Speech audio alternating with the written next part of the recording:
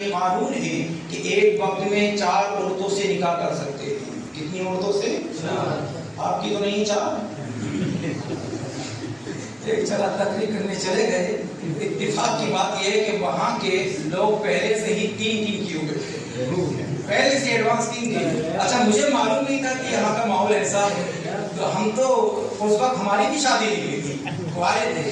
اب ہم نے جذبات میں آ کر کہا کہ اللہ فرماتا کہ تم نکاح کرو ان سے جو تم کو اچھی لگے, 2 سے 3 سے 4 سے. اللہ نے 4 چوتھے پارے میں اس کا ذکر کیا, فن کے رو ماں باپ لکم من النساء مثنی و ثلاث و رباع, تم نکاح کرو ان سے جو تم کو اچھی لگے 2 سے 3 سے 4 سے. تو نوجوان تو بڑا خوش تھے کہ حضرت ہمارے مطلب کی بات کرتی ہے, لیکن عورتوں کے چہرہ کا تیور بدل رہا تھا. سوچنی کہ مولانا تقریر سے فارغ ہوں اور جلدی کا دامن پکڑ کے ہم پوچھے کہ بڑے جذبات میں تھے. جب میری تقریر پوری ہو گئی تو عورتوں نے گھیر لیا, کہا حضرت آج کے بعد تقریر کرے تو اس میٹر پہ مت کرنا, اس میٹر پہ. کہا کہ اتنا ظالم آدمی ہے ہمارا کہ پہلے سے 3 کی ہیں اور آپ نے فضیلت بیان کر دیا, میں اگلے دن 4 لے کر آیا. میں نے کہا نہیں, ایک بات اللہ نے یہ بھی فرمایا اگر 1 کی طاقت رکھتے ہو تو 1 رکھو گے, ورنہ اللہ کے رسول نے فرمایا کہ اگر کوئی 1 کی طاقت رکھتا تھا اور اس نے 2 کر لی تو قیامت کے دن اور دونوں کا برابر انصاف نہیں کیا تو اس انداز میں اٹھایا جائے گا کہ آدھا دڑ موجود ہوگا اور آدھا دڑ غائب ہوگا. لیکن سنو, ساری دنیا کے لوگوں کے لیے قانون ہے کہ ایک وقت میں 4 عورتوں کو نکاح میں رکھ سکتا ہے, لیکن اللہ کی قسم میرے نبی نے مولا علی کو اس قانون سے مستثنا کر دیا. سرکار فرماتے ہیں کہ علی جب تک میری بیٹی فاطمہ تمہارے نکاح میں ہے اس وقت تک تم دوسرا نکاح نہیں کر سکتے ہو, اس وقت تک تم دوسرا نکاح.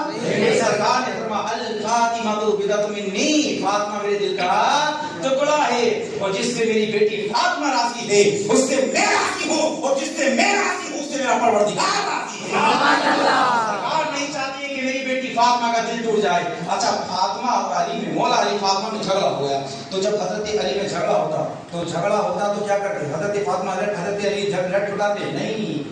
آج کا نوجوان کیا کرتا ہے, جب جھگڑا ہوتا ہے تو بیوی کا تیور بدلتا کہ نہیں بدلتا, بول رہا ہے بیوی کہتی ہے کہ میں تجھ سے کم نہیں, اور میاں کیا کہتا میں بھی تجھ سے کم نہیں. بیوی کہتی ہے کہ میں بھی تم سے کم نہیں, میاں کہتا میں بھی تم سے کم نہیں.